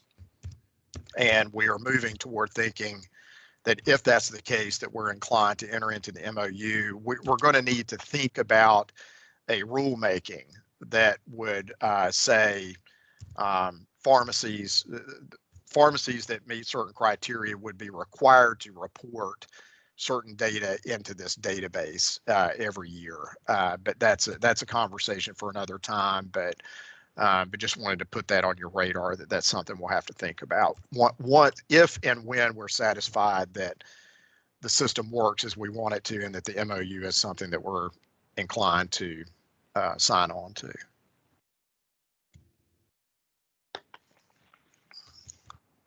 That's all I got. Sorry, Ashley. No, that's all good updates. Does anybody have any questions about any of that? All right. Looks like, Jay, we're moving on to rulemaking. Yep. So just updates and one request. The permanent COVID-19 drug preservation rulemaking is underway. Clint's done his usual superb job of getting everything over to OAH. Everything is posted. The public comment period is open. There have not been any comments as of yet. We're monitoring an email address for that. As you all know, we have scheduled a virtual public hearing on that permanent rulemaking for December 16th at 10 a.m. That obviously the information about that will go out to our regulated public as we get closer to the date, but that's all moving as it should. And then, you know, once the notice and comment period is completed, I think, Clint, I'm right that in January we'll be in a position to review any comments and make a decision on the rule itself. In the interim, the medical board has suggested that they, and the nursing board state that because Tamiflu and azithromycin had been proposed for elimination from the permanent rule, because the state health director and the Secretary of Health and Human Services have concluded that if those drugs are not on the COVID-19 drug preservation list, that there's no substantial likelihood that shortages of those drugs could develop due to hoarding or other similar behaviors.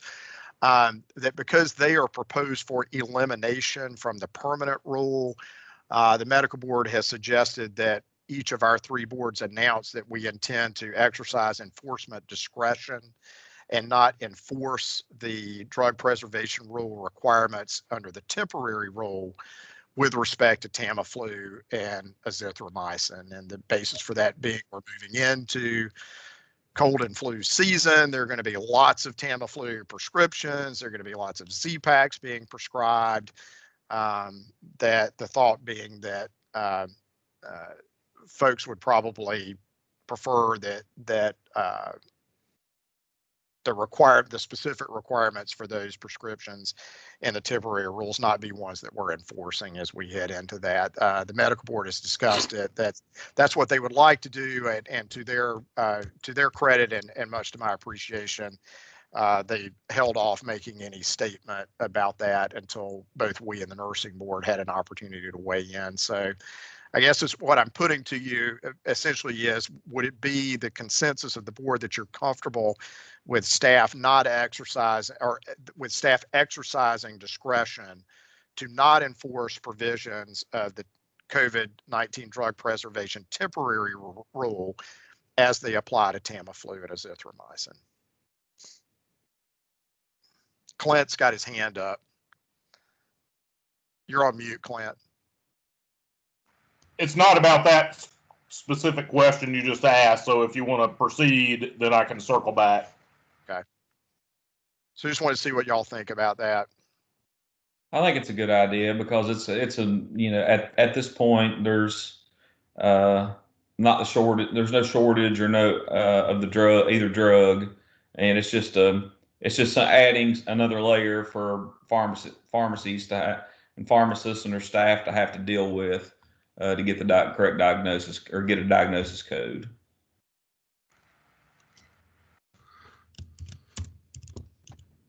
I agree with Keith on that. I'm getting a thumbs up. Andy's giving a thumbs up. Let me propose this then. If we and Wallace giving a thumbs up, if it seems to be the consensus of the board, then what I will do with your okay is I will just put a notice up on the website. But before doing that, I'll notify our colleagues at the medical and nursing boards that that's what we're doing. Everybody comfortable with that? Yes, I just have a question. Have you had to do any enforcement with regard to hoarding in North Carolina? No, the rule took care of the problem. There were some hiccups in the early going when the rule first came out, but no, I think once it was communicated to everyone and everybody sort of understood the what and the wherefores on that, it did resolve the problem that we saw back in March. Thank you. Mm-hmm. Ashley, I think CP wanted to be heard on a related issue. Yeah, this is, my mind worked slowly. When Jay said we'd have the consideration of the permanent COVID rule in January, and I nodded, I subsequently recalled that we have to have a special meeting to get the timing on that. So you'll get an email about a special meeting so that we can hit all the timelines sometime between the 16th and Christmas. So look for that. So we just have a very short special meeting on that. Thanks, Clint. Okay, Jay, that all sounds good. Okay, thanks. Sounds like everybody's comfortable with that. Thank you for that. I'll let actually, I got to jot a note real quick. Ashley, or my ever diminishing short-term memory.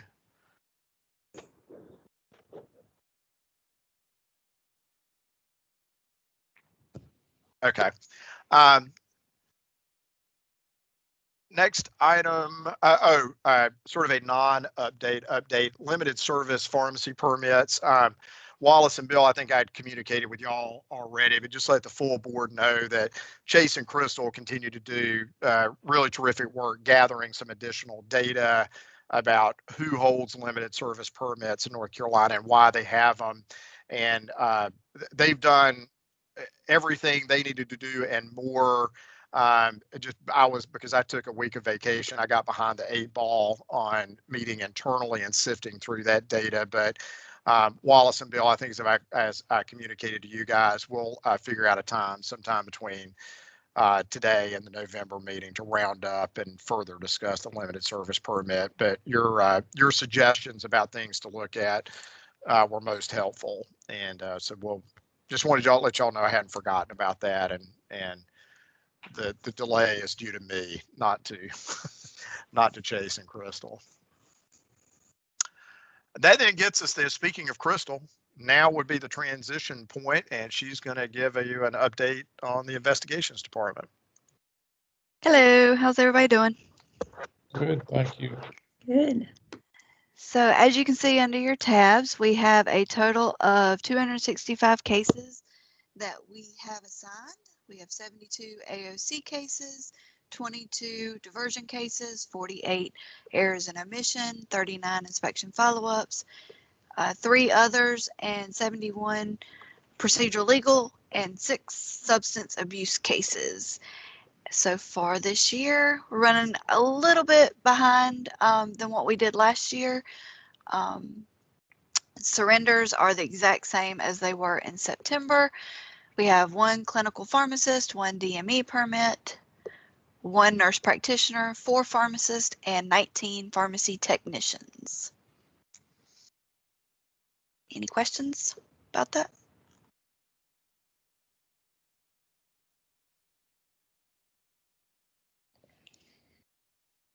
Hearing none. Yep, That's all I go got. ahead. All right. Thank you, Crystal. Thanks. Thanks. Board members, I assume you've got your agendas open in front of you. If you would, make sure you refresh your agenda to make sure. We're soon to go into, or we're soon to get to the consent agenda, and I want to make sure you can see the consent orders from pre-hearing conferences yesterday, and they're all up. But just make sure you may need to hit refresh on your screen to make sure you can see those. Well, I have done that and they don't show up. Can you see yours, Ashley? Oh, I'm sorry, I do see it. Okay. Yeah. All right, very good. And we'll come. I think what we could do is probably take another, or I would suggest maybe, well, let's talk about the election update. And then my suggestion, Ashley, if you're agreeable to that, is we take like another 10 or 15 minute break to make sure y'all have had a chance to look at those consent orders from yesterday. Then we can come back to do the consent agenda, and we will have a closed session that we'll need to go into as well. Yeah, that sounds great because there's like 4 of them. So that's Yeah, good. yeah. Thank yeah. you. Yep, you bet.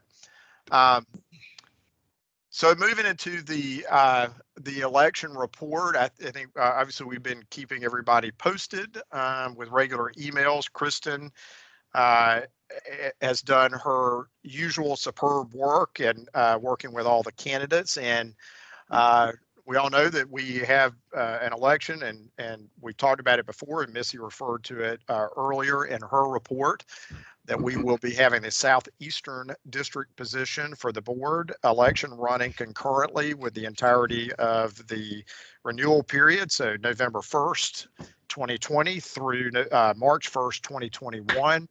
And 7 candidates from the Southeastern District submitted petitions to appear on the ballot. Each were qualified to do so.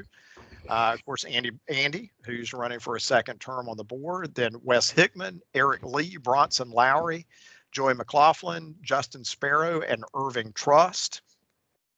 Kristen has received and has now got up on the website the biographical statements and pictures for each of the candidates.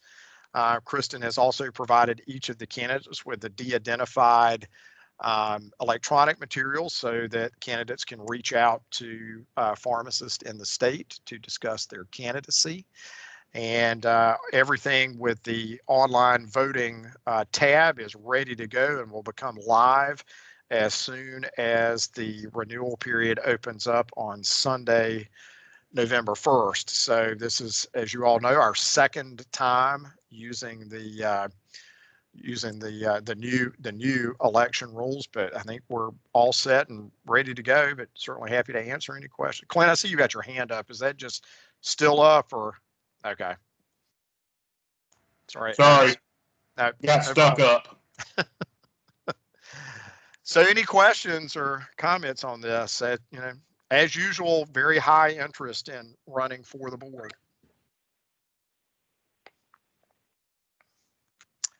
I'm hearing none.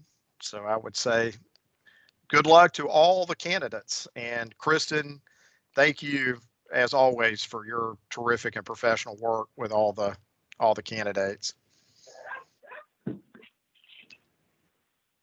Ashley, then I think that would get us to, now would be a good time to take a break to make sure y'all have had an opportunity to look at the recommendations from Keith from yesterday's pre-hearing conference. And Keith had a busy day, and Michelle participated in the pre-hearing conferences. And for my money, Keith and Michelle, I thought it went very well. It was a busy morning with 4 different PHCs, but appreciate both of you, your time and your expertise on that. And I just want to thank Michelle for joining me. She had some good insight, and I hope it was a good experience for her. Can you guys hear me? Yep, we can. Okay, I've joined via phone. It was a wonderful experience, and I did learn a lot. Ashley was correct, though. It was a guided tour, so it was a lot to learn, a lot to see, and to hear the stories of the triumphs that people have had was quite inspiring. So I think it went well. Thanks, Michelle. Well, Ashley, what do you think? Maybe take a break and come back at 12:15 and do the consent agenda, and then we'll need to move into a closed session. I think that sounds great. We got a thumbs up from Wallace there, so that'll give everybody a chance to read everything. And Keith. Sounds good. All right. Well, we will see everybody here in just a little more than 15 minutes. Don't forget, close your video and mute your mics.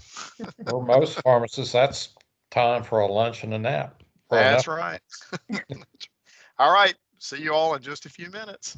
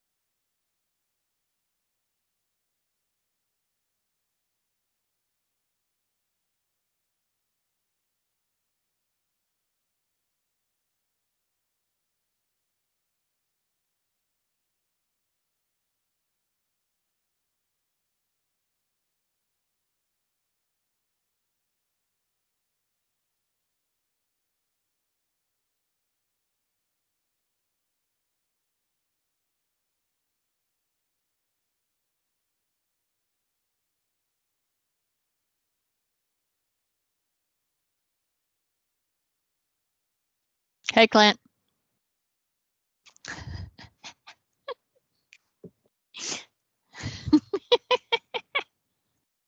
I can't hear you, brother. You moved. You frightened me.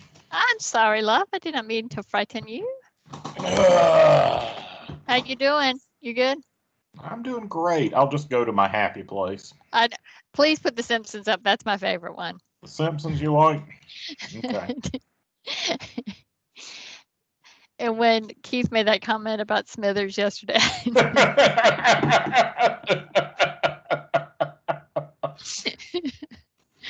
It was crazy. But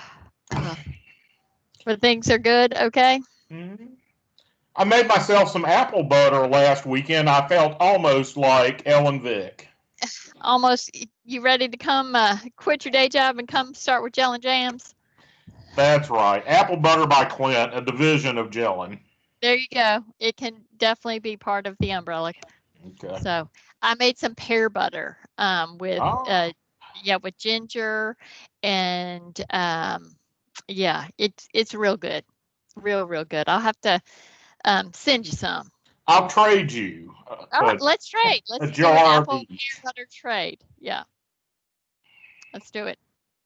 Let's do it. But yeah, the boozy fig has also become a very popular flavor. Mm. Mm. Well, flavor of what now? Jam. My ears Sorry, perked up. Bill. I heard food. Yeah, Clint and I are just talking canning, home canning. And Clint was telling me that he just made some apple butter, and I was saying I made pear butter, so we're gonna have a jam trade. And then I started talking about boozy fig jam. Well, that's for So. future consumption. I'm more interested in what's available for immediate consumption. Jay is having Breadman's delivered to your door right now. Check under your chair. Everybody's a winner. Yeah. Hey, Ashley, are you back? She gone. I'm back. Any news in the camping arena? No camping, no news in the camping arena. I'm still working on it. Oh well. Thank you for asking. Ellen, I'm loving your hair. Thank you. Is it long enough? It's long. I like it. Let's not brag. Sorry. It took me hours, Keith. Took me hours.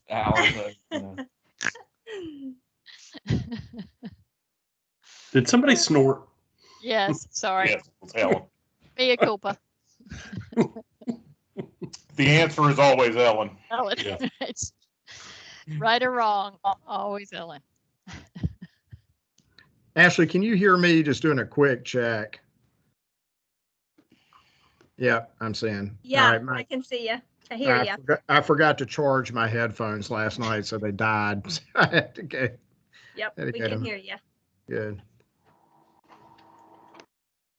Ashley, thank you for posting pics of your hike at Elk Knob, because that prompted the Vances to take that trip a couple weeks ago. It was gorgeous. awesome, wasn't it? It's beautiful up there. It's a great hike. Great hike, yes.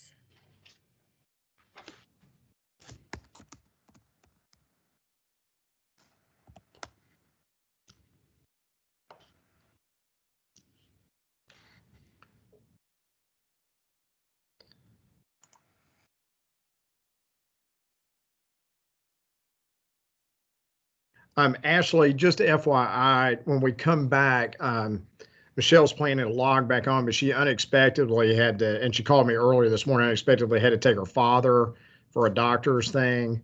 So she's planning to dial back in, but if there's a delay, that's what it is, and we'll go ahead. Okay.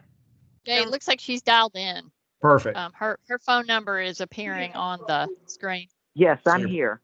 Hey, Michelle. I just wanted to make sure. Michelle, you knew that you're good. Whatever you need to do.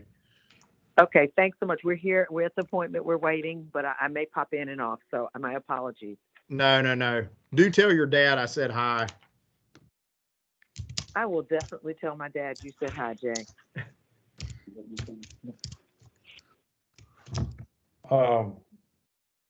Hey Jay, how well known, or all of you, was Lewis Bootsy, he died.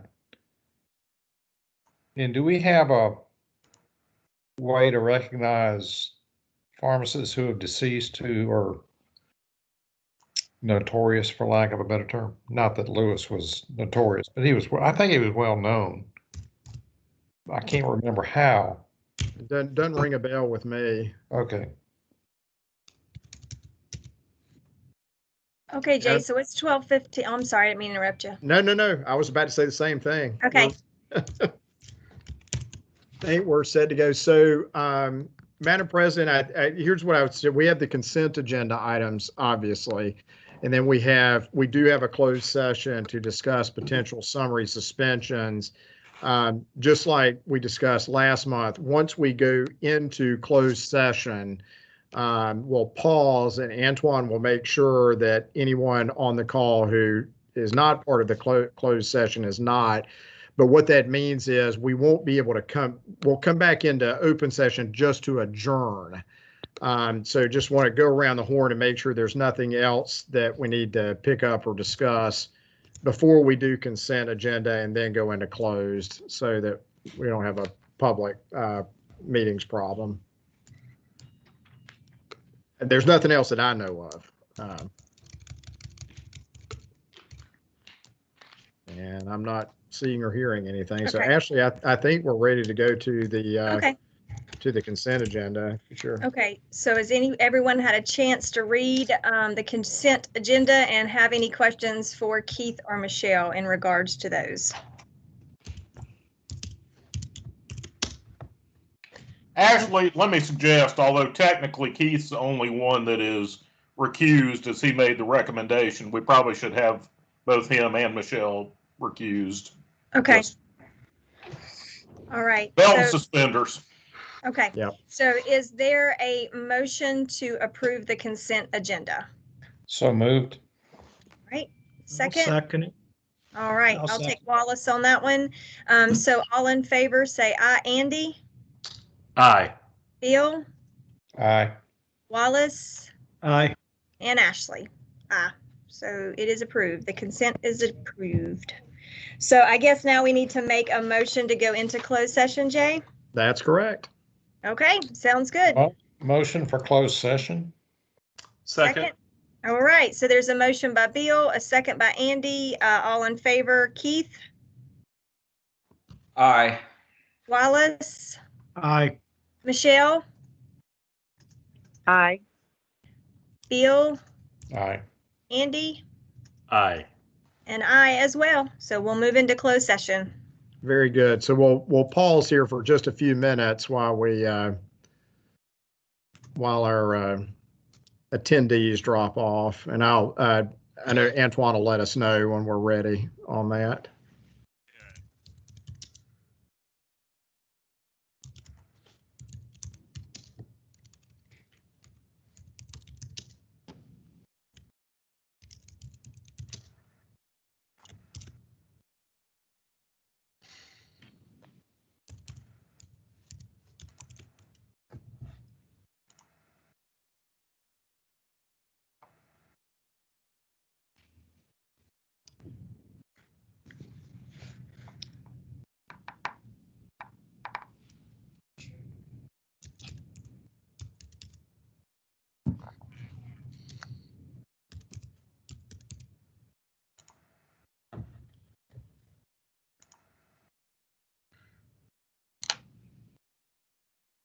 Jay, we are all set.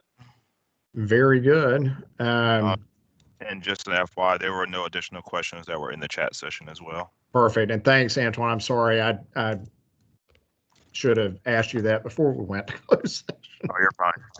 I got you covered. All right. Thanks.